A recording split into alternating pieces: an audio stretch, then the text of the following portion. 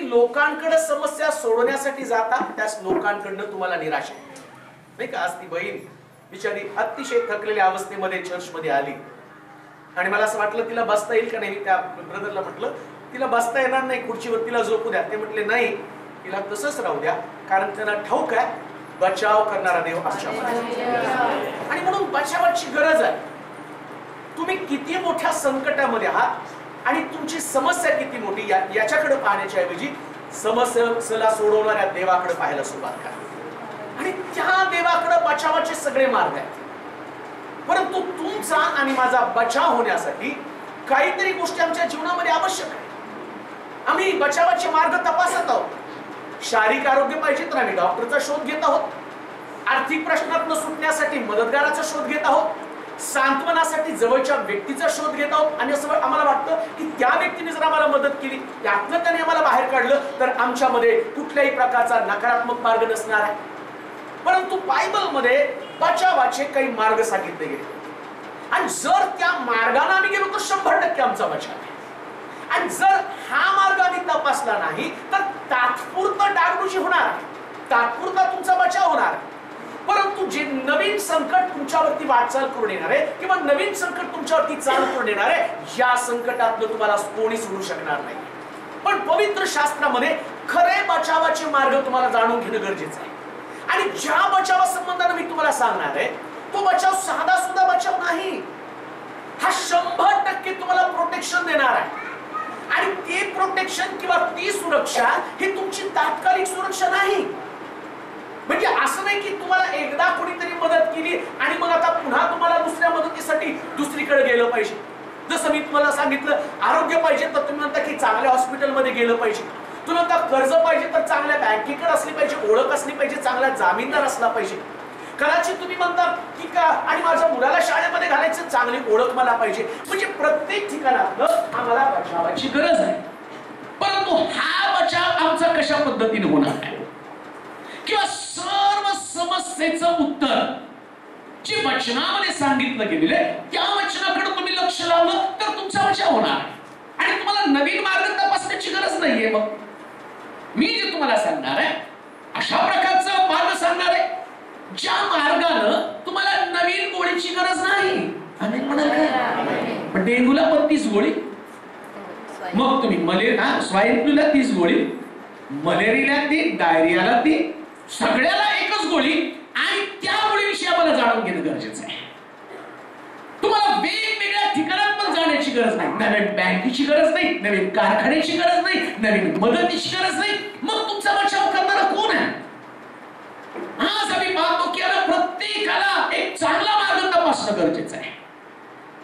पेपरला परवा एक बातमी होती, लव्ह मॅरेज केलं पती पत्नी दोघं आणि तिला तो आवडला, त्याच्यावर लग्न केलं, लेकरू पण झालं, इंजिनियर दोघं पण. दोघांची भांडण झाली आणि भांडण झाल्यावर ती काय म्हणते की मला कोणाला दोष द्यायचा नाही, पण जे स्वप्न मी पाहिलं ते स्वप्न वास्तवात घडलं नाही. आणि मग तिने काय केलं माहिती का, तिच्या मुलाचा 1.5 वर्षाच्या मुलाचं नरड दाबलं, त्याची नस कापली आणि स्वतः बारीवरती गेली आणि वरून 3ऱ्या मजल्यावरून तिने उडी मारली आणि मेली. आणि म्हणते कोणाला दोषी करू नका. एक बाळ म्हणून बाळाची अपेक्षा होती की माझ्या आईनं माझा बचाव करावा. त्या बाईची त्या मुलीची अपेक्षा होती की नवऱ्यानं माझा बचाव करावा आणि त्याच्यासाठी तिनं त्याच्याशी नाते बांधले, नाते संबंध जोपासलं. आपली आई, आपले वडील, आपलं घर, नाते होते, सगळ्याला तिने सोडलं आणि ती म्हटली की तो मला वाचवणार आहे. पण उत्तर आमच्या समोर दिसतं, ना आईनं मुलाला वाचवलं, ना पतीनं पत्नीला वाचवलं, पण वाचवणाऱ्या देवाविषयी मी तुम्हाला सांगणार आहे. तो तुमचा बचाव करतो. त्याच्यासाठी एक वचन वाचूया. बचावाचे मार्ग, 6 प्रमुख प्रकारच्या मार्गाने तुमचा बचाव होणार आहे. पहिले शमूएल 4था अध्याय 1 पासून 3 पर्यंतची वचनं. शमूएलाचं पुस्तक, पहिले शमूएलाचं पुस्तक 4था अध्याय 1 पासून 3 पर्यंतची वचनं. शमूएलाची ही हकीकत शमूएलाची ही हकीकत सर्व इस्रायलात पसरली. यानंतर इस्रायल लोक पलिश्त्यांशी लढण्यास निघाले. त्याने एबेनेझर येथे तळ दिला आणि पलिश्त्यांनी अफेक येथे तळ दिला. पलिश्त्यांनी इस्रायलाशी सामना करण्यासाठी व्यूहरचना केली. लढाईस तोंड लागून पलिश्त्यांपुढे इस्रायल लोक पराभव पावले व त्यांनी त्यांच्या सेनेपैकी सुमारे 4000 पुरुषांची रणांगणात कत्तल केली. लोक छावणीत परत आले. तेव्हा इस्रायलाचे वडील जण म्हणू लागले, परमेश्वराने आज आमचा पलिश्त्यांकडून पराभव का होऊ दिला? तर परमेश्वराच्या कराराचा कोश शुलहून आपण आणूया. तो आपल्यामध्ये आला तर शत्रूच्या हातातून आपला बचाव होईल. जर तुमचा बचाव होणं गरजेचं आहे तर त्याच्यासाठी कराराचा कोश तुमच्याकडे येणं गरजेचं आहे. आणि पवित्र शास्त्र सांगतं, जो शत्रू तुमच्यावरती डावपेच आखत आहे त्याच्याकडे व्यूहरचना आहे, त्याच्याकडे प्लॅनिंग आहे. शत्रू काही तुमच्यासारखा बेफिकीर नाहीये, त्याच्याकडे अनेक प्रकारचे डावपेच त्याने आखलेले आहेत. जर तुम्ही बातम्या टीव्हीला पाहत असाल तर तुम्हाला कळेल, आपल्या देशाचं नुकसान व्हावं, आपल्या देशामध्ये अशांतता पसरावी, आपल्या देशामधले लोक पूर्णपणे देशोधडीला लागावे, याच्यासाठी ज्या शत्रू राष्ट्रांनी आपल्या विरुद्ध डावपेच आखले आणि ते डावपेच आपल्या लक्षात कधी आले नाही, परंतु ज्या ते अतिरेकीचे फोटो त्या आणि मिलिटरीच्या हातामध्ये आलं तर त्यांना कळलं आपल्याच लष्करामध्ये असणारे तरुण इंजिनियर आणि चांगल्या प्रकारचे मोठ्या पदावरती असणारे तरुण अधिकारी, त्यांना त्यांनी कळायला लावलं आणि त्यांना सांगितलं, जर आमच्या तर्फे तुम्ही काम केलं तर तुम्हाला 35,000 पगार. आणि 2 तरणे बाण हिरो सारखे अतिरेकी आणि ते अतिरेकी त्या परकीय असणाऱ्या सैन्यामध्ये दाखल झाले आणि भारताविरुद्ध ते कारवाई करू लागले. का? कारण त्यांच्याकडे डावपेच आहेत. तुमचा शत्रू सैतान तुमचा घात, तुमचा नाश करण्यासाठी रोज डावपेच आखत आहे, रोज प्लॅनिंग करत आहे, रोज त्याच्याकडे डावपेच आहेत. त्याला तुमच्यावरती हल्ला करायचा, कोणत्या पद्धतीने करायचा? बचावाचा पवित्रा तुम्हाला माहित नसल्या कारणानं कोणत्या दिशेने येईल तुम्हाला सांगता येत नाही, कोणत्या बाजूने येणार आहे. तुमचं सगळं ठीक असताना कधीतरी तो तुमच्यामध्ये रोगाचं पिल्लू सोडतो, एखादी समस्या, एखादा आजार तुमच्यामध्ये पाठवतो. आणि आजार आल्यावर तो सैतान काय सांगतो? नाही, खाण्यात काहीतरी आलं, खाण्यात काहीतरी आलं म्हणून प्रॉब्लेम झालेला आहे. खाण्यात नाही आलं, तुम्हाला उद्ध्वस्त करण्यासाठी त्याला टाकलेला तो डाव आहे. कधी तुमची शांती तुटावी म्हणून कामाच्या ठिकाणी गोंधळ निर्माण करण्याचा प्रयत्न करतो. सगळं ठीक असतं, तुम्ही प्रामाणिक असता, तुमचं काम चांगलं असतं, इमानीद्वारे करत राहता, तुमच्या कामामध्ये कधी अप्रामाणिकपणा नाही, असत्यता नाही, लबाडी नाही. पण सैतानाला ठाऊक आहे प्रार्थना कुठली पाहिजे, विश्वास कमजोर व्हायला पाहिजे. आणि तो विश्वास कमजोर व्हावा म्हणून तो काय करतो? रोज तुम्ही प्रार्थनेमध्ये मजबूत होता कामावरती प्रॉब्लेम येतो आणि मग तुम्ही म्हणता एवढं प्रामाणिकपणे प्रार्थना काम करून सुद्धा अशा प्रकारचे प्रॉब्लेम येतात. अहो, सैतानानं तुम्हाला हलवण्यासाठी सोडलेलं ते पिल्लू आहे. मग तो म्हणतो हे सगळं जर उद्ध्वस्त व्हायला पाहिजे, येणार आहे समस्या, आणि त्या समस्या तुमच्याकडे इतक्या ताकदीने येतील ना, त्याची लढाई जी आहे ना, तो असं सोडत नाही, सगळी ताकद एकवटतो, सगळे सामर्थ्य पॉवरफुल.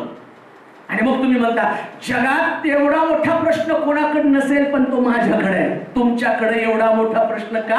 कारण त्या दुष्टाचं लक्ष तुमच्याकडे लागलं. आणि त्याच्या पलीकडे जाऊन मी सांगेल, अहो त्या दुष्टाचं लक्ष वेधून घेता म्हणजे तुम्ही किती सुपर आहात. त्याचं लक्ष बाकीच्यांकडे गेलं नाही, सर्दी खोकला पडचं अंगदुखी अंग दमक त्याच्याकडे गेलं नाही, मोठा प्रश्न टाकून देण्याचा प्रयत्न करत आहे. तुम्ही त्याचं लक्ष वेधलेलं आहे, तुम्ही सेवा करता तुम्ही त्याचं लक्ष वेधलेलं आहे, तुम्ही प्रार्थना करता तुम्ही त्याचं लक्ष वेधलेलं आहे, तुम्ही चर्चला जाता तुम्ही त्याचं लक्ष वेधलेलं आहे. आणि बरेच लोक म्हणतात आम्ही चर्च मध्ये येऊन आमचे प्रॉब्लेम का वाढत आहे? कारण त्यानं आपली ताकद तुमच्या विरुद्ध एकवट केली, परंतु या ताकद तुझं नाव देवाची समक्षता प्रियानो. खराचा घोष, खराचा घोष, खराचा घोष. आणि म्हणून यहुदी लोक म्हणत नाही, इस्रायल लोक म्हणत नाही, जर खराचा घोष आमच्यामध्ये असेल, काय म्हटलं वाचा बरं, खराचा घोष आमच्यात असेल, छावणीत आले. हा छावणीत आले. तेव्हा इस्रायल लोकांचे वडील म्हणू लागले. इस्रायल लोकांचे वडील लोक म्हणू लागले, परमेश्वराने आज आमचा हा बलिष्ठांकडून पराभव का होऊ दिला. प्रॉब्लेम नाही. तर बस आज तुमच्याकडे रिपोर्ट आहेत का डॉक्टरचे, आणि ते डॉक्टरचे रिपोर्ट सांगत नाही तुमच्या किडनॅप फेल होण्याच्या मार्गाने आहे, किडनॅप फेल आहे, बलिष्ठांचा रिपोर्ट आमच्या समोर आहे. No problem. तुमच्या किडन्यांना रिपेअर करणार देवाचं सानिध्य, तुमच्या किडन्यांमध्ये जीव घालणार देवाचं सामर्थ्य, तुमच्या शरीरामधल्या अवयवाला निर्माण करण्याची ताकद परमेश्वराच्या सानिध्यामध्ये आहे. बलिष्ठी पाहून, तुमचा व्यक्तिगत अनुभव पाहून तुमचे शब्द तुम्ही तयार करू नका. परिस्थिती त्याच प्रकारची असणार आहे. काही वेळेस डॉक्टर तुम्हाला सांगतील की तुम्हाला लेकरं होऊ शकणार नाही, असू द्या, तो बलिष्ठी आहे. आम्ही म्हणाल का? पण तिथं म्हणायचं या बलिष्ठांसमोर, काय वाक्य वापरलं, या बलिष्ठांसमोर आमचा बलिष्ठांकडून पराभव का होऊ दिला. काय झालं? बलिष्ठांकडून देव पराभव होऊ देतो. प्रेज लॉर्ड म्हणाल का? जरा जोरात प्रेज लॉर्ड म्हणाल का? कधी देव मुद्दाम तुमचा पराभव करतो. फार सगळं असतं, अचानक लेटर येतो, तुम्हाला कामावून काढलंय. का देवा नोकरी गेली? वाचले व्यवस्थित बायबल. काय लिहिलं की बलिष्ठांकडून आमचा पराभव होऊ दिला. तुमचा पराभव होणं गरजेचं आहे. आम्ही म्हणत का? पराभव नाही झाला तर मग आमच्यासारखा विजयाचा तोरा कोणाकडे नाही हो. हम किसी से कम नहीं फिर. मेरी बात ही कुछ अलग है. क्या रहो तुम्ही, मेरी बात ही कुछ अलग है हो. देव तो देव है, तुम्हारी बात बिगड़ने की ताकत उसके अंदर है. जे काही घडतं ते बिघडवण्याचं काम तो करतो प्रिया. कशासाठी? बिघडल्याशिवाय तुम्ही देवाला शोधत नाही हो. बिघडती परिस्थिती बिघडवून टाकतो. ज्या वाटा तुमच्यासाठी खुल्या असतात त्या वाटा बंद करून टाकतो. जिथून तुम्हाला आशा निर्माण व्हावी त्याच ठिकाणी तुम्ही निराश होता. आणि बायबल सांगतं की सगळे लोक इस्रायलाचे नायक एकत्र आले. ते म्हटले की आमचा बलिष्ठांसमोर पराभव काय झाला. वाचा. लोक छावणीत परत आले. तेव्हा इस्रायलाचे वडील म्हणू लागले. कुठं परत आले हो? बोला सुरा. पराभव झाला तर कुठे यायला पाहिजे? बोला हो. छावणी म्हणजे चर्च. हालेलुया. पराभव झाल्यावर कुठं असलं पाहिजे? छावणीत नाही, ते लुडकलेच. छावणी नको आहे. बाकीच्या सगळं ठीक असलं त्याला सांगा भरपूर पगार आहे, पैसा भरपूर येतो, आणि त्याला चर्च नाही हो, ड्युटीमुळे जमत नाही. आणि एकदा का प्रभूने फटके द्यायला सुरुवात, कुठं येऊ कसं येऊ सांगा, कुठे मी इथे मग मात्र असले पळापळी करतील की असं वाटेल आता हे देवाला सोडणार नाही. देव आला तर त्यांच्या बरोबर स्वर्गात जाईल. छावणीला सोडू नका प्रिया. छावणी सुटली की तुमच्या जीवनामध्ये समस्या निर्माण झालेल्या आहेत. इस्रायल लोक त्यांच्याकडे बलिष्ठांचा पराभव त्यांचा अनुभव आहे. त्या अनुभवाचं कारण काय? ते छावणीमध्ये नव्हते. आणि त्याच्या पलीकडे मी तुम्हाला सांगेन, आज जर तुम्ही छावणीमध्ये आहात तर तुमचा अनुभव बदलला जाणार आहे. आज जर तुम्ही छावणीमध्ये आहात, परमेश्वराच्या घरामध्ये आहात, तर परमेश्वर त्याच्या घरातलं सामर्थ्य, त्याची समक्षता, त्या समक्षतेला विजय तुम्हाला देणार आहे. तेव्हा मुळीच वाटत नाही त्याच्या लोकांनी रडकं जीवन जगावं. आम्ही म्हणाल का? जरा जोरात आम्ही म्हणाल. आणखीन जोरात आवाज द्या. रडका आवाज येऊ नका, जोरात येऊ द्या. देवाला रडलेले चेहरे घेऊन लोक मंदिरात आलेले आवडत नाही आवडत त्याला. आणि ज्याच्याकडे रडका चेहरा आहे ना, त्यानं आत्मपरीक्षण करायचं. Why I am crying. मैं क्यों रो रहा हूं, का रडत आहे मी? आणि त्याचं उत्तर तिथं म्हटलं, छावणीमध्ये गेल्यावर परमेश्वर तुमच्यासाठी काहीतरी करणार आहे. बसा, हा मी छावणीमध्ये आलो. हा लोक छावणीत परत आले तेव्हा इस्रायलाचे वडीलजन म्हणू लागले. इस्रायलाचे वडीलजन म्हणू लागले, परमेश्वरानं आज आमचा बलिष्ठांकडून पराभव का होऊ दिला. बलिष्ठांकडून पराभव का होऊ दिला. तर परमेश्वराच्या कराराचा कोष, परमेश्वराच्या कराराचा कोष शिलोहून आपण आणूया. कुठून आणूया? कराराचा कोष कुठे आहे? बोला हो. काय सेवा करता, डेरिंगरने बोलायचं तुम्हाला? हालेलुया. कराराचा कोष शिलोहमधून आणूया. आज मी तुम्हाला सांगेन, शिलोहकडून लोकांची मोठी अपेक्षा आहे. शिलोह एक प्रकारची चळवळ. शिलोह म्हणजे परमेश्वराला त्याचं अस्तित्व दाखवण्याचं ठिकाण आहे. शिलोहमध्ये तू दर्शन देत आहे. एक आंधळा येशूकडे आला आणि हा आंधळा येशूकडे येत असताना येशूनं त्याच्या डोळ्याला चिखल लावला, चिखल तयार केला, त्याच्या डोळ्याला त्यानं लावला आणि तो चिखल लावला. त्याला म्हटलं, शिलो म्हटलेल्या तळ्यामध्ये जाऊन तो चिखल लो. शिलो म्हटलेल्या तळ्यामध्ये. आणि पवित्र शास्त्र सांगतं की तो त्या शिलो म्हटलेल्या तळ्यामध्ये गेला आणि त्यानं आपल्या डोळ्याचा चिखल शिलोच्या तळ्यामध्ये धुतलेला आहे. त्यानं शिलोच्या तळ्यामध्ये त्याच्या डोळ्याचा चिखल धुवून टाकलेला आहे. देवाच्या लोकांनो, आज कदाचित लोकांच्या डोळ्यावरती या चिखलाच्या खपल्यावर बसलेले असतील. त्यांना दिसत नसेल की मार्ग कशा पद्धतीने आणि आम्हाला सुटका मिळावी, कशा पद्धतीने आमचा बचाव व्हावा. परंतु बचाव निर्माण करण्यासाठी शिलोची गरज आहे आणि ते शिलो मला बनायचं आहे. मी शिलो बनावं. शिलो म्हणजे तळप्रिया, ज्या तळ्यामध्ये लोकांचं जीवन धुतलं जातं, ज्या तळ्यामध्ये लोकांच्या डोळ्यावरच्या खपल्या धुतल्या जातात. आणि ते तळ या दिवसात आम्ही बनावं. काय ते तळ तुम्ही बनायला काय हरकत का? असं जगू नका. एक तळ्यासारखं जीवन जगायला सुरुवात करा की ज्या तळ्यामध्ये लोक मोठ्या अपेक्षेनं पाहतील. आणि तिथं असं म्हटलं, त्या व्यक्तीनं त्या तळ्यामध्ये जाऊन आपल्या डोळ्याचा चिखल धुतला आणि येशूने त्याला विचारलं, तुला दिसलं का? नीट आहे का? तो काय म्हटलं का, माणसं मला झाडासारखी दिसतात. पहिला चमत्कार, माणसं झाडासारखी दिसतील. दुसऱ्यांदा धुवाल बस माणसं माणसासारखी दिसतील. पहिल्या चमत्काराने निराश होऊ नका. गेलो, प्रार्थना केली, पण काय त्या प्रार्थनेनं थोडस बरं वाटलं, परत आजारी पडला. बरेच लोक म्हणतात, आलो आम्ही तुमच्या चर्च मध्ये आलो, प्रार्थना केली, बरं वाटलं, घरी गेला परत आलो प्रॉब्लेम. मग आम्ही काय देवा, बहुतेक तुला मला वापरायचं दिसत नाही की माझ्या संगती टाइमपास करायला लागला. नाही हो, एका झटक्यात जर तुम्हाला वापरलं ना देवानं, मग तर मग विचारायलाच नको. तुम्ही त्या बिर्याणीपेक्षा पुढे जाता. देव काय करतो, वापरून वापरून हळू हळू हलवून हलवून हलवून हलवून तो पाहतो, क्रेडिट तू येतो का मला देतो.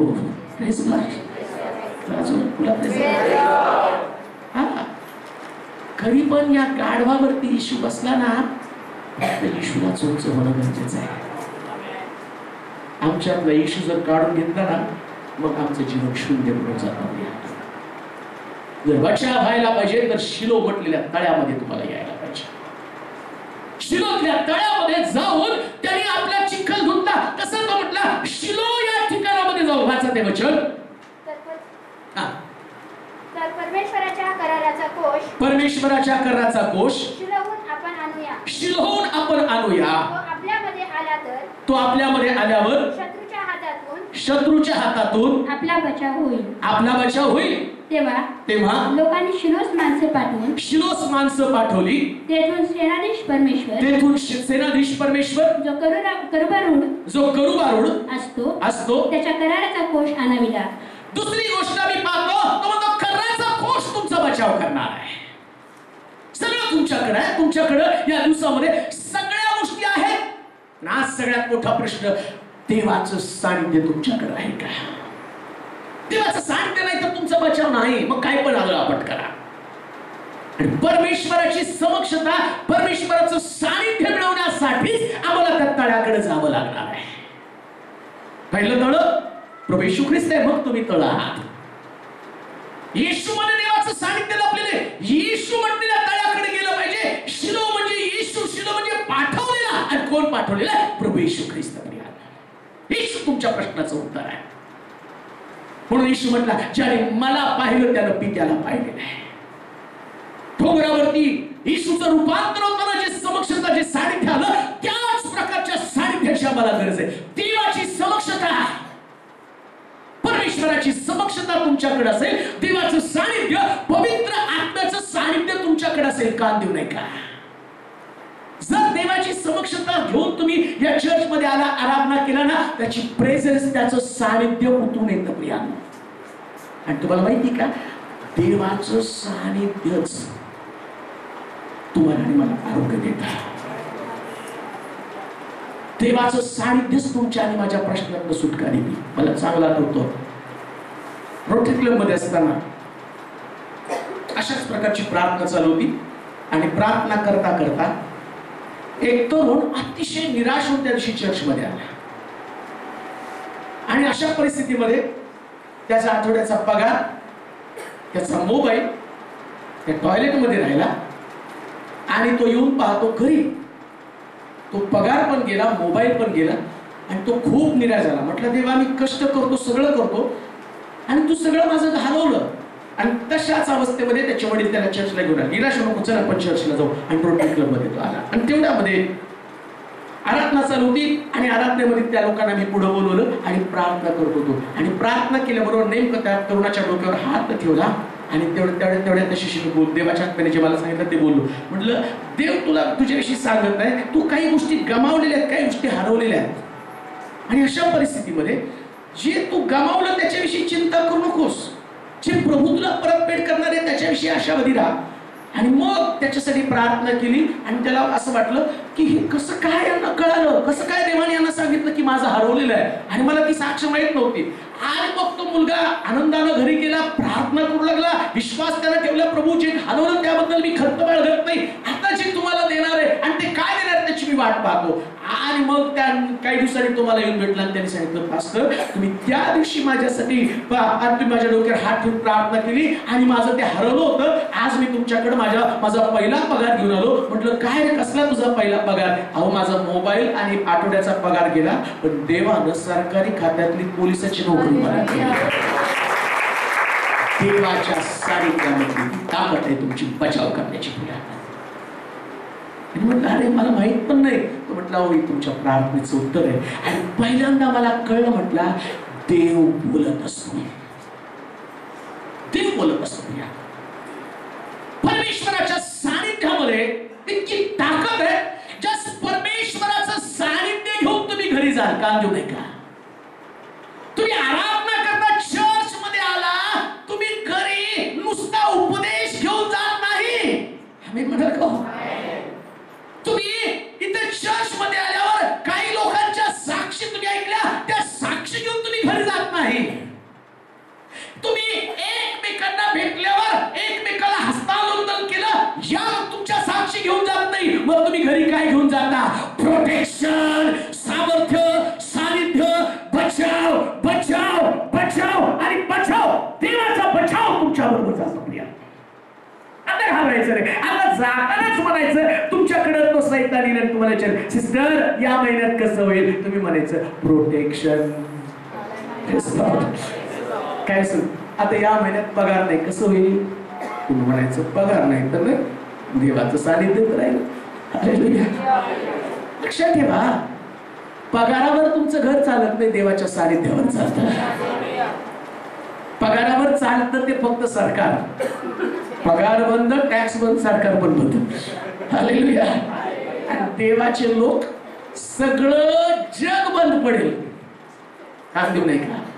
नोहाच्या दिवसामध्ये जग उद्ध्वस्त झालं, पण एकटा नोहाचं कुटुंब त्या तारवामध्ये सुरक्षित होता. आणि पवित्र शास्त्र सांगतं, तारवात तो बाहेर आल्यावर अवतीभोवती पाहतो, काही सुद्धा शिल्लक नाही.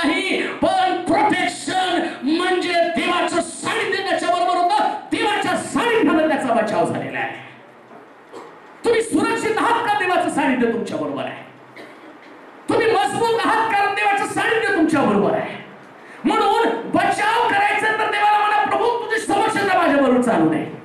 तुझी प्रेझेन्स, तुझं सानिध्य, देवाच्या सानिध्यानं आमचा बचाव होतं. दुसरी गोष्ट मी वाचूया, मला वाटतं त्याच्या आधी एक वचन वाचा, मग पुढच्या गोष्टीकडे जाऊया.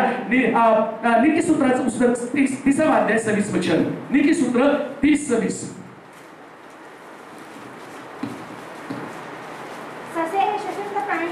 ससे सशक्त प्राणी नाहीत, तरी ते खडका आपली बिळे करतात. कुठं बिळ करतात तो? सशाला स्वतःला वाचवता येत नाही. सशाला जर तुम्ही चरताना बघितलं ना, एक पान खातो तिकडे बघतो, कानाचा अंदाज घेतो कुठून येते का. एक पान खातो लगेच कानाचा अंदाज घेतो, आणि डोळे त्याचे लाल भडक येतो. का हो? जो माणूस झोपत नाही त्याचे डोळे लाल भडक असतात. झोपणाऱ्या माणसाचे डोळे पांढरे शुभ्र, पाहू का काय त्याच्यामध्ये असं वाटतं. एवढे स्वच्छ आरामाने झोपलेले असते, त्यांना सुरक्षेचंही काय नसतं, कशाचंच काय नसतं. खाओ पिओ ऐशो. सशाचं मात्र तसं नाही, त्याचे डोळे लाल होतात, कारण तो सारखा शत्रूचा वेध घेत असतो प्रिया. आणि त्याचा शत्रू तो इतका सजग प्रकारचा प्राणी आहे ना, अशक्त आहे पण सजग आहे. त्याला माहिती नाही अशक्त आहे. आणि अशक्त असताना ससे इतके सुंदर आहे, कोणी पण त्याच्यावरती आणि कोणी पण त्याच्यावरती भुरळलं जातं किंवा सशाची छाप त्याच्यावरती पडते. पण बायबल सांगतं याला आपलं प्रोटेक्शन करता येत नाही. पण तो खडकामध्ये बीळ करून राहतो, त्या खडकाला तो बीळ करत नाही, पण त्याच्यासाठी खडकात एक बीळ असतो. निघताय का जे मी तुम्हाला सांगत आहे? तुमच्यामध्ये ताकद नाही खडकाला फोडण्याची, पण हा खडक ख्रिस्त आहे, आणि या ख्रिस्तानं ऑलरेडी आपल्या कुशीत बीळ करून ठेवलेला आहे. इथं भाला भोसकलेला आहे, आणि तो म्हणतो बीळ करून ठेवलेला आहे.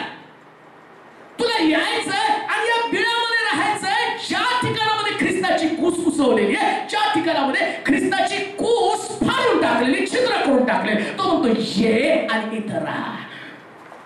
म्हणून थोमाला त्याला विचारलं, तो ख्रिस्त आहेस का? मग मला तुझ्या कुशीत हात घालून पाहिजे, मला त्या बिळामध्ये लपायचंय. तो म्हटलं ये या बिळामध्ये राहा. जरी अविश्वास असला ना, त्या थोमाला अविश्वास आहे, तो प्रोटेक्शन करू शकत नाही त्याच्या विश्वासाचं. पण येशूनं आपली कूस उघडली आणि त्या थोमाला म्हटलं येऊन आतमध्ये राहा. आणि बायबल सांगतं थोमा त्या बिळामध्ये घुसला, आणि थोमा असा घुसला की तो भारतात घुसला. त्याचं घुसलेलं बीळ कुठं निघालं? सोलापूर. घुसला यरुशलेमेत आणि उघडलं बीळ कुठं? आता या सोलापुरात त्या बिळात तुम्हाला घुसायचंय आणि यरुशलेमेत पोहोचायचं. Hallelujah, hallelujah. जर या खडकात या बिळामध्ये जाऊन तुम्ही लपला तर तुम्हाला प्रोटेक्शन आहे. देवाचं सानिध्य ख्रिस्तामध्ये, या ख्रिस्ताच्या कुशीमध्ये. आणि म्हणून पहिली गोष्ट मी पाहतो की देवाचं सानिध्य करायचा कोश तुमचा बचाव करतं. दुसरी गोष्ट मी वाचूया, काय तुम्हाला बचावाचा मार्ग आहे. नीतिसूत्र 28 अध्याय 18 वचन. नीती 28:18. सरळ मार्गानं कोणाचा बचाव होतो? बोला जोरात, आणखी जोरात बोला. जर बचाव व्हायला पाहिजे तर मार्ग कसा पाहिजे हो? बोला की. आम्ही वाकड्यात जातो. हालेलुया. आणि बायबल सांगतं सरळ मार्गाने चालणाऱ्यांचा बचाव. कोणी कसं पण वागू द्या हो, आमेन म्हणाल का? जोरात आमेन म्हणा. बचाव व्हायचा ना, मग जे त्या मार्गाने चालले तुम्ही त्या मार्गाने चालू नका. तुमचा मार्ग वेगळा आणि त्याच मार्गाला तुम्हाला तपासायचं आहे. आणि पवित्र शास्त्र सांगतं हा सरळ मार्ग तुमचा बचाव करणार आहे. आज आम्ही पाहतो नाही का, सोलापूरमध्ये चोऱ्या खूप व्हायला लागल्या.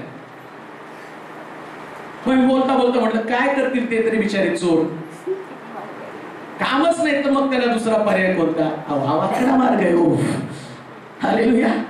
हा वाकडा मार्ग चौकीत घेऊन जातो, हड्ड्या फोडतो पायाच्या, आहे की नाही?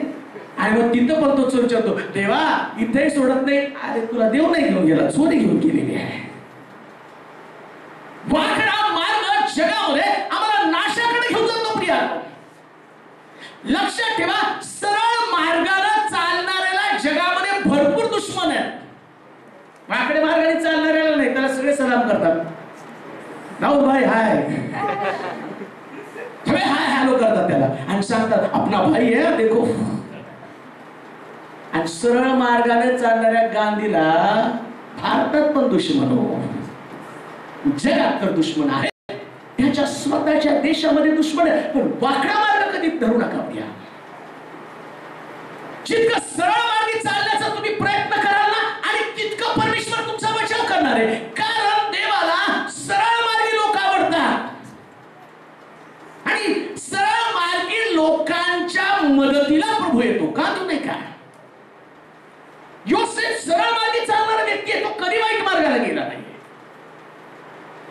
त्या योसेफाचं काम काय? आणि हा योसेफ आपल्या भावाला डबे घेऊन जाणार होता. काय त्यानं वाईट केलं त्याच्या भावाचं? पण त्याचे भाऊ त्याच्या मनामध्ये योजना आखायला लागले. हा यावेळेस आला ना, त्याला चांगला बडवून का आपले बापासमोर भाऊ करतो. आणि आपला बाप तर आपल्यावर प्रेम करत नाही, उठसूट ह्यालाच कपडे घेतो. माझे नाही आम्ही तुम्ही म्हणाल. आपला बाप त्या काय सुंदर झाला योसेफाला घेतलेला, आणि तो सगळा घालून घालून योसेफ त्याला कुठं माहित होता, तो आपला एकदम साध्या मनानं त्यांच्याकडे विचार केला, कसा आहे रे पप्पाने आणलाय. तिच्या चर्चा चालू, बघितलं पप्पा, आम्हाला पण जन्म दिला पप्पाने, पण याच काय असतं. ह्या जोपर्यंत जात नाही ना, तोपर्यंत आपल्याला नवीन मिळणार नाही. मग त्याने काय केलं, त्याला ते डबा घेऊन आल्याबरोबर त्याला माहिती त्याच्या हातात डबा आहे, दिसतोय. आता एवढे जण आहेत म्हणलं, एवढा मोठा टिफिन आहे, 11 पोरं, एक पोराचा डबा आमचा 4 ताडाचा असतो. आता 11 पोरांचा डबा केवढ्या मोठ्या ताडाचा असेल, एवढ्या मोठ्या पिशव्या घेऊन तो निघालेला आहे. आणि लांबून ते पाहतात, अरे स्वप्नदर्शी आला. स्वप्नदर्शी सरळ मनानं त्यांच्या समोर आला, डबा ठेवला, खायला लागले. खाता खाता मनसुबी योजायला लागले. का तुम्हाला सांगतो, सरळ मार्ग किती सुंदर आहे. तरी तो तिथं बसला. बायबल सांगतो त्याने उचललं, त्याचा झगा काढला, त्याला खड्ड्यात टाकलं, तरी योसेफ सरळच आहे. व्यापारी आले, त्याला वर काढलं, तरी तो सरळच आहे. त्याला विकलं, तरी तो सरळच आहे. त्याला विकून दुसऱ्या गावात गेला, देवानं त्याची भरभराट केली, त्याची भावंडं पुन्हा त्याला भेटायला आली, तरी तो सरळ आहे. मोठ्या पदावरती गेला तरी बदलला नाही. सरळ मार्गी लोकांना देव सोडवतो, प्रियाला त्यांचा बचाव होतो. लोक किती कार्य तुमच्या विरुद्ध करतात त्याची काळजी करू नका. तुम्ही सरळ मार्गी आहात, 100% तुमचा बचाव होणार आहे. 100%. जगातल्या लोकांमध्ये तुमच्यामध्ये हाच फरक आहे. त्यानं जगातल्या लोकांची मन आहे का की सीधी उंगली से नहीं निकलता, फिर उंगली टेढ़ी करनी पड़ती है. तू टेढ़ा बना, प्रभु तेरे को टेढ़ा मेढ़ा बनाता है. हालेलुया. आम्ही म्हणतो नाही असं, डायलॉग पण आम्ही मारतो, सीधी उंगली से नाही निकलं ना, आणि टेढ़े, आणि मग साक्ष सांगताना हो तुला घडत नव्हतो, जरा वाकडं केलं, वाकड्यात शिरलं सरळ घडलं. अरे वाकड्यात शिरल्यावर सरळ घडलं, पण प्रभूशी तुझं वाकडं आलं याचा विचार करतो का? तुम्ही प्रभूशी सरळात, लोक तुमच्याशी वाकड्यात गेले तरी हरकत नाही. वाकड्या लोकांना सरळ करणारा देव आहे. हालेलुया. जरा जोरात म्हणाला का? एवढे 11 भावंड योसेफाच्या विरोधात वाकड्यात गेले. आता परमेश्वर म्हटला किती त्याला वाकड्यात जायचं, जाऊ दे जाऊ दे जाऊ दे जाऊ दे, सगळे वाकड्यात गेले. आणि एक दिवशी देवानं असा दुष्काळ पडला, हे त्याच्याकडे आले आणि म्हटले, बाबा, दादा, ब्रदर, तुमच्याशिवाय आता मला पर्याय नाही. मी असतो तर तिथं बघितलं, माझ्या वाकड्यात गेल्यावर असं होतं. देवाने दिला फटका नाही. योसेफ काय सुंदर होतं माहिती का? याच्याविषयी वाईट वाटून घेऊ नका. हा देवाच्या योजनेतला एक भाग होता. सरळ काय शब्द, सरळतेचे शब्द. असं नाही म्हटलं तो, आम्ही तुझ्याशी अन्याय वागलो, तुझ्यावरती मी अत्याचार केले. योसेफा, आमच्याविषयी मनामध्ये आडीभार बाळगू नको. जर तुझी इच्छा असेल तर मी तुझे दास व्हायला तयार आहे, लवकर व्हायला तयार आहे. त्याच्याकडे संधी होती त्याला वाचवण्याची, त्याच्याकडे संधी होती त्याच्यावर अन्याय करण्याची, त्याच्याकडे संधी होती त्याला हिनवायची.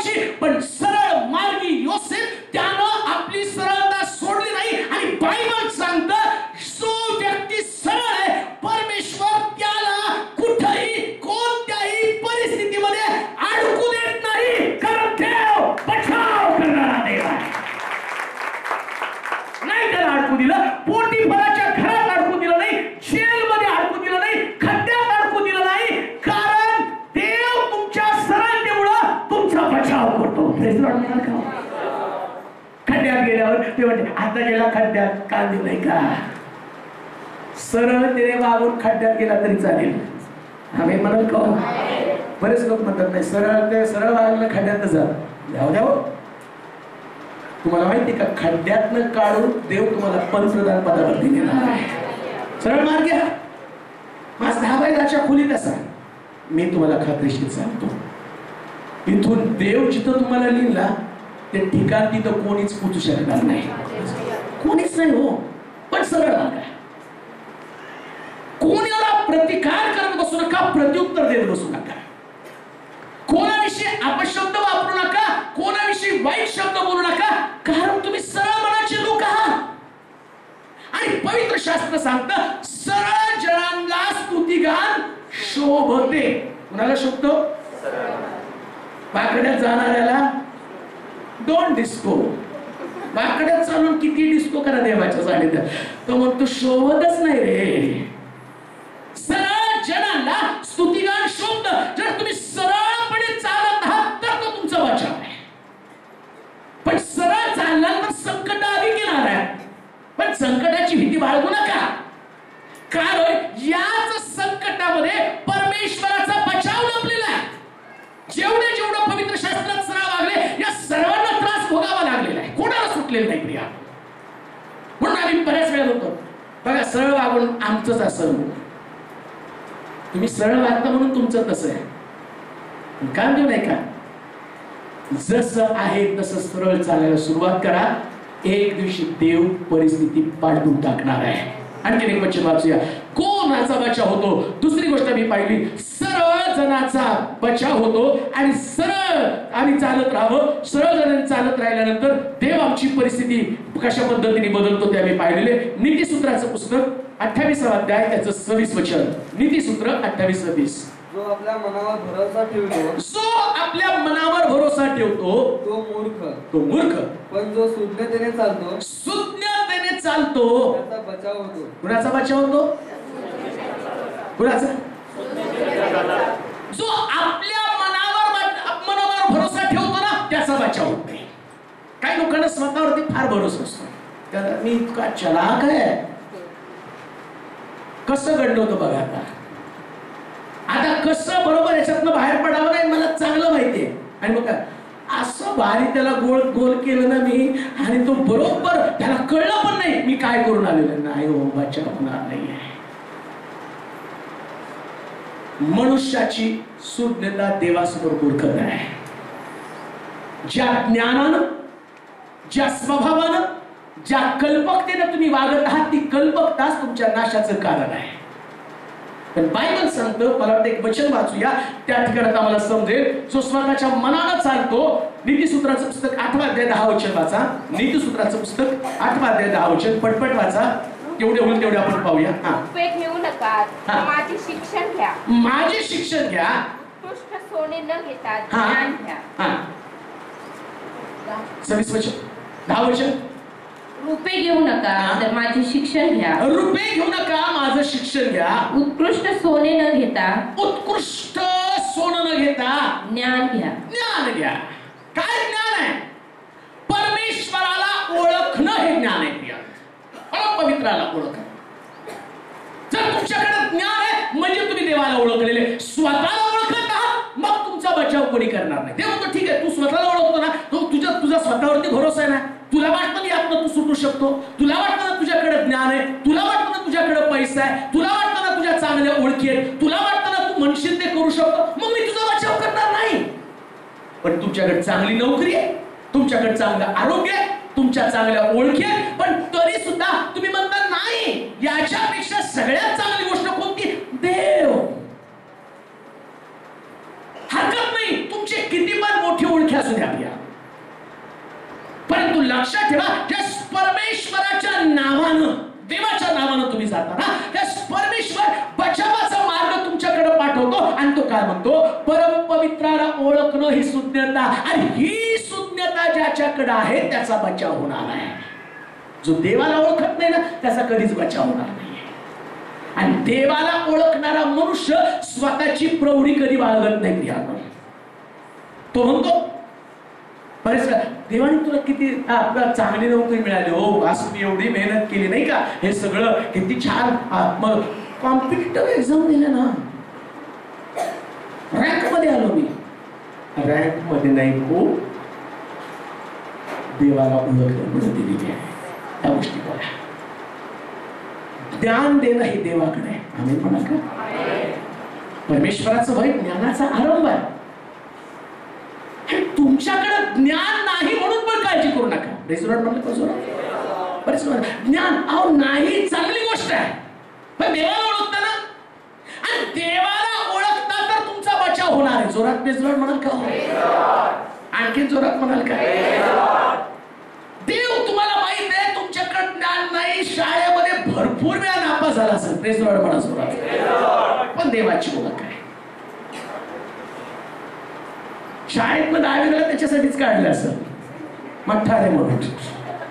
आणि आम्ही म्हणतो नाही का, तुझं डोकं चालत नाही, तुला बकऱ्याच घेऊन देतो बघ. त्याच्या बापाने घेऊनच दिल्या त्याला बकऱ्या, चांगला चारायला, आणि त्याच्या बापाने बकऱ्या आणि तो दिलं म्हणायचा, येशू माझा मेंढपाळ. मुद्दाम जोरात छोट छोट डान्स करत करत म्हणायचा. प्रार्थना करतो, प्रार्थना करून काहीच घडत नाही. प्रार्थना करून काही तुझे प्रॉब्लेम सुटत नाही, समस्या सुटत नाही, अडचणीत बाहेर पडत नाही. आणि पवित्र शास्त्र सांगतं, पण तो देवाला ओळखणारा व्यक्ती होता, परमेश्वराशीचं ज्ञान त्याच्यामध्ये होतं. आणि देवाला ओळखल्या कारणानं परमेश्वरानं त्याला त्या अवस्थेत ठेवलं नाही. आता त्याची व्यवस्था व्हायला पाहिजे. त्याच्या भावाकडे गव्हर्नमेंटच्या नोकरी आहे, सगळेजण त्याला म्हणत आहे आमचं काय नाही बाबा, आमचं सगळं ठीक आहे, सरकारी नोकरी आहे. आई पण म्हणते या 7 पोराची काही काळजी नाही, 10वीलाच टेन्शन आहे, कसं लग्न व्हायचं, काय व्हायचं, याला कोण पोरगी देणार आहे काय माहित नाही, कारण ह्याचं डोकं पण चाललं नाही, याच्या बापाने याच्याकडे लक्ष दिलं नाही. ओढ सोड, बकऱ्या बकऱ्या बकऱ्या मेंढरासारखा झाला. तो म्हणतो देवाला ओळख नाही सुद्धा देत आहे. लग्नाचा प्रश्न, कसं लग्न व्हायचं, बायबल सांगतं राजानं मिखलच देऊन टाकली हो. आई म्हणते याचं लग्न कसं व्हायचं, राजा विचारतो हो माझा जावई होतो का रे दाविदा, शेवट त्याला मागणी घालायला गेला. हालेलुया, जरा जोरात हालेलुया म्हणा. आम्ही तर क्लार्कला मागणी घ्यायला जातो, गव्हर्नमेंटची क्लार्क करते का, ते म्हणते किती शिक्षण, 12वी. काम काय करतो, प्रायव्हेट जॉब, किती पगार आहे, 20,000 आहे. नको, मला गव्हर्नमेंट सर्वंट पाहिजे. इकडं दाविदाच्या बाबतीमध्ये मात्र सगळं उलट घडलेलं आहे, सगळं उलट घडलं. पवित्र शास्त्र सांगतं की तो देवाला ओळखणारा व्यक्ती होता, देवाविषयीचं ज्ञान त्याच्यामध्ये होतं, आणि परमेश्वराचं ज्ञान त्याच्यामध्ये असल्या कारणानं आता त्याला त्याच्या भविष्याची चिंता नाही, कारण त्याचं भविष्य वाचवणारा देव होता. प्रियानो, आज तुमचं भविष्य जर वाचवायला पाहिजे, तुमच्या भविष्यातल्या आणि चिंता जर तुम्हाला सतावत असतील, भविष्याच्या चिंतेनं तुमचं जीवन ग्रासलं असेल, पण देवाला तुम्ही ओळखत आहात तर तुमच्यासाठी आनंदाची बातमी, याच भविष्याच्या चिंतेपासून देव तुमचा बचाव करणार आहे, आणि तुमच्या जीवनामध्ये सर्वोत्तम ते दिल्याशिवाय राहणार नाही, कारण परमेश्वराला ओळखणं याच्याद्वारे तुमचा बचाव आहे. त्याला ओळखायला सुरुवात करा, देवाला ओळखा, देवाचं ज्ञान माहीत करून घ्या. परमेश्वराशी ओळख ज्या दिवशी तुमच्या बाबतीत घडेल आणि तुम्ही देवाला जवळून ओळखाल, तो दिवस तुमच्या जीवनाला कलाटणी देणारा दिवस असेल. तो दिवस तुमच्या आणि स्वभाव तुमच्या कुटुंबामध्ये बदल करणारा दिवस असेल. म्हणून देवाला ओळखणं याच्याद्वारे बचाव. एकच गोष्ट आता वाचूया, आणखी आमचा बचाव कशाने होतो. यशाचं पुस्तक आठवतं, 30वा अध्याय 15 वचन, यशया 30:15. यशाचं पुस्तक 30वा अध्याय 15 वचन.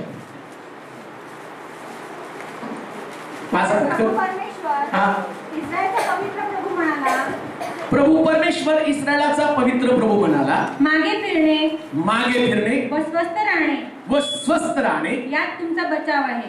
यात तुमचा बचाव आहे. शांतता व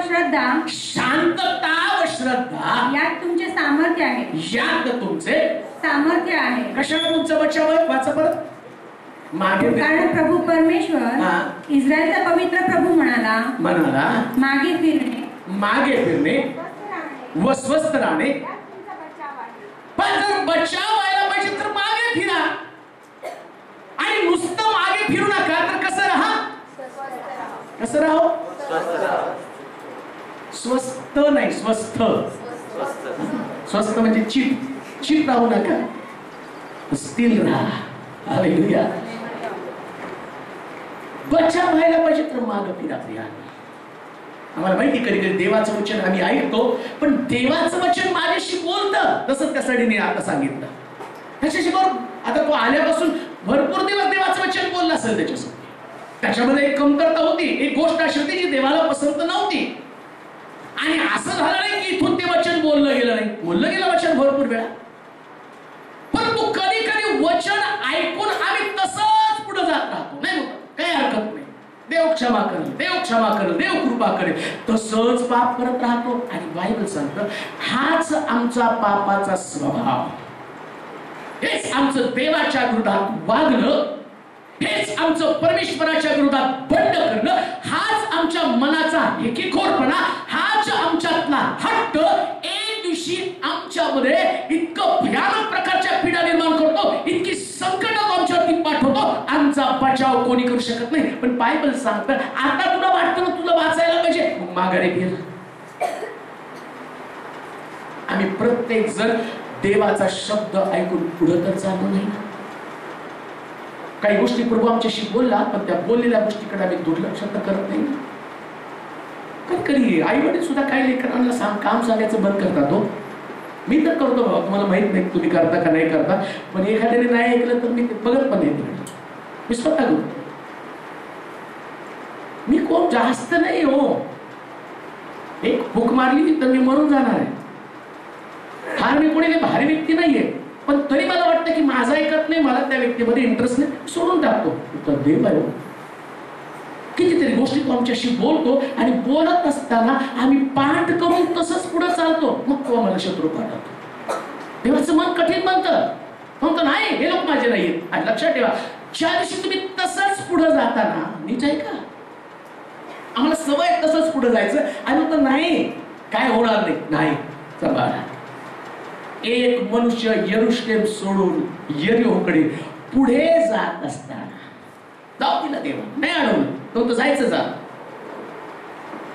लक्षात ठेवा, देव तर माग फिरल्यावर कृपा करेल, तसंच पुढे गेल्यावर सैतान मात्र तुमच्यावर कृपा करणार नाही. बायबल सांगतं त्यानं त्याला चोपला, वाट पाहत होता, याला बाहेर यावं, मग मी याचं बरोबर बघतो. आणि त्यानं देवाचं सानिध्य सोडलं, तसाच पुढे गेला, आणि पुढे गेल्याबरोबर त्यानं त्याला पकडलं, त्याची वस्त्र काढली, विवस्त्र केलं, आणि त्याला उघड्या अंगावरती भरपूर वळ उठेपर्यंत टाकलं, अर्ध मेला करून त्याला मातीवरती टाकून दिलं. आणि बायबल सांगतं जो मागे फिरतो त्याचा बचाव होईल. चांगला शत्रूने कुठला त्याला उचललं, त्याच्या जखमेला त्यानं तेल लावलं, गाढवावरती त्याला लादलं, उतार शाळेमध्ये नेऊन टाकलं, आणि त्याला म्हटलं ह्याच्यासाठी जेवढं खर्च करायला तेवढं खर्च कर, मी आल्यावर परत तुला देईन. उतार शाळेकडे तो गेला, तो बचावला. प्रोटेक्शन, देवाचं सानिध्य तुम्हाला वाचवतं, मागं फिरणं तुम्हाला वाचवतं. तसं जाऊ नका, धोक्याचा इशारा आहे. कोणी आपल्या मनाप्रमाणे चालण्याचा प्रयत्न करू नका, तुम्ही संकटामध्ये आहात. कदाचित आता तुमच्या मर्जीला येईल त्याप्रमाणे तुम्ही वागाल. शास्त्र उपदेशकाच्या पुस्तकामध्ये असलेलं हे तरुणा, तुझ्या तारुण्यात तुझा अंतःकरण तुला उल्हास देऊ, तुझ्या मनास येईल त्याप्रमाणे तू वाग. पण लक्षात ठेव, तुझ्या प्रत्येक कृतीचा झाडा तुझ्यापासून घेतला जाईल, आणि ज्या दिवशी परमेश्वर झाडा घ्यायला सुरुवात करेल, आमचा बचाव होणं फार कठीण आहे. नाही वाचू शकत. माणसापासून तुम्ही वाचाल, पण देवापासून नाही वाचणार. नीट लक्षात ठेवा. दाविदावरती अनेक प्रयत्न करून शौलानं त्याला मारण्याचा प्रयत्न केला, हल्ला करण्याचा प्रयत्न केला, पण बायबल सांगतं दावीद वाचला. त्यानं स्वतःचा बचाव केला. पण शौलावर देवानं प्रहार करायचा ठरवला. शौल वाचू शकला नाही का?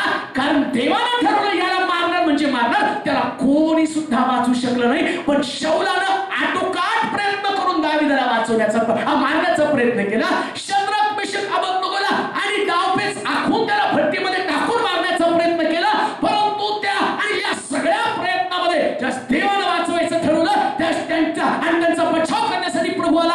आज तुमच्याकडे अशा प्रकारची परिस्थिती असेल, मागं फिरा, मागं फिरा, मागं फिरा. मागं फिरल्यानं तुमचा बचाव होईल. पण तसंच पुढे चालला तर तुमच्यासाठी धोक्याचा इशारा. तुमचा कोणी बचाव करू शकत नाही, तुम्हाला कोणी वाचू शकत नाही, कोणी तुमची मदत करू शकत नाही. देवाचा हात जर माणसावरती पडला, त्याचं जीवन उद्ध्वस्त, त्याचं जीवन उद्ध्वस्त. त्याला कुठल्या प्रकारचं सांत्वन नाही, त्याला कुठल्या प्रकारची मदत नाही, त्याला धीर देणाऱ्या जगामध्ये कोणी नाही. पण देवानं जर तुमचं संरक्षण करण्याचं ठरवलं तर तुम्हाला आघात करणारं कोणी जगामध्ये नाही. तसंच पुढे जाऊ नका, मागं फिरा आणि स्थिर उभं राहा. स्थिर असू द्या, स्टेबल राहा, एकदम स्थिर राहा, स्टेबल. असं वचन ते. कारण प्रभू परमेश्वर म्हणाला, इस्रायलचा पवित्र प्रभू म्हणाला, मागे फिरणे, मागे फिरणे, स्वस्थ राहणे, स्वस्थ राहणे, यात तुमचा बचाव आहे. यात तुमचा बचाव आहे. शांतता, शांतता व श्रद्धा, व श्रद्धा, यात तुमचे सामर्थ्य आहे. तुमची पावर, तुमची ताकद कशामध्ये आहे? कशात आहे ताकद? हो, बोला बोला, कशात आहे? बोला, सगळेजण बोला, जोरात बोला. हो, तुम्हाला का म्हणायला होतं माहिती का? बरेच लोक पावर या म्हणून डोकं देते. ह्या पावर, बायबल पावर कशात आहे? कशात आहे? बोला. बरेच लोक ह्याच्यात तुमच्याकडं पावर माझ्यात दोन्ही. अरे माझं पावर ह्याच्यात आहे. पावर कशात आहे? तुमच्या सगळ्याच्या बायबल होती का? काही लोक माझ्या चेहऱ्याकडे वेगळंच बघायला. सगळ्याच्या बायबल सेमच आहे ना. बघा बरं, वाचा. प्रभू परमेश्वर म्हणाला. कोण म्हणाला? हो, काय म्हणाला? इस्रायलचा पवित्र प्रभू म्हणाला. कोण दोनदा बाप काय? प्रभू परमेश्वर म्हणाला. अजून कोण म्हणाला? इस्रायलाचा पवित्र प्रभू म्हणाला. पवित्र प्रभू म्हणाला. मागे फिरणे, मागे फिरणे, स्वस्थ राहणे, स्वस्थ राहणे, यात तुमचा बचाव आहे. यात बचाव आहे. बचाव होईल. डिफेन्सिव्ह राहू नका. बरेच लोक नुसतं वाचलो, लढलो नाही, लढे जाऊ, वाचलो, हो बसलं. वाचायचं काय घेऊन बसला? लढायचं काहीतरी उद्या मनामध्ये. आम्ही म्हणाल का? आणि लढण्यासाठी ताकद पाहिजे. मग माझ्यासारखा किडकिडा काय? हालेलुया. आता किरण जर म्हटला तुम्ही माझ्या विरुद्ध लढतो, वाचलो का? त्यानं म्हटलं पाहिजे नाही, वाचण्यापेक्षा लढण्यामध्ये मजा आहे. आणि लढण्याची ताकद शांततेमध्ये. आणि कशामध्ये? हो, शांतता आणि सामर्थ्य पाहिजे का? शांत राहा. शांत राहण्यामध्ये सामर्थ्य. आणि मोदींनी सगळ्यात चांगलं शिकून दिलं आम्हाला. कोणी किती पण बोंबल, एकाही शब्दावर बाकीचे बोलून बोलून बोलून बोलून हैराण करायले. आणि मोदी बोलत, मोदी बोला, मोदी बोला, काही बोलत, शांत राहा. शांत राहिले सगळ्याची चूक करते. हा चूकच करत नाही. कसं काय लोकांनी पाडायचं? चूकच करत नाही. शांत राहा आणि श्रद्धा करा देवाप्रती. शांत राहा. परिस्थिती कशी असेल शांत राहा, एकदम शांत. आरोग्य नाही, शांत राहा. म्हणत बसू नका. किती पण वाढू द्या शुगर, 420 620 असू द्या, हो शांत राहा. कसं तरी रिपोर्ट घेऊन मी तर म्हणतो येणाऱ्या दिवसात सलांच्या बाटल्या घेऊन चर्चमध्ये. लोक म्हटले म्हणजे हॉस्पिटलला चर्चला, मला नाही हो, याला घेऊन चाललोय. मला तर माहिती देऊ कसं जरा सगळ्यांना शिकवायचंय. अरे बाबा, तिथे गेल्यावर तुला काम करता येणार नाही, म्हणून शांततेनं करड खड चर्च मध्ये यायचं आणि विश्वास ठेवायचा. सलाईन तुम्हाला बरं करणार नाही, येशूचं रक्त बरं करेल, येशूचं रक्त बरं करेल. आणि येशूच्या रक्तामध्ये जीवन देण्याची ताकद. शांतता आणि श्रद्धा या दोन गोष्टीच्या द्वारे तुम्हाला सामर्थ्य प्राप्त होईल. आणि पवित्र शास्त्र सांगतं ते सामर्थ्य आज तुमच्यामध्ये.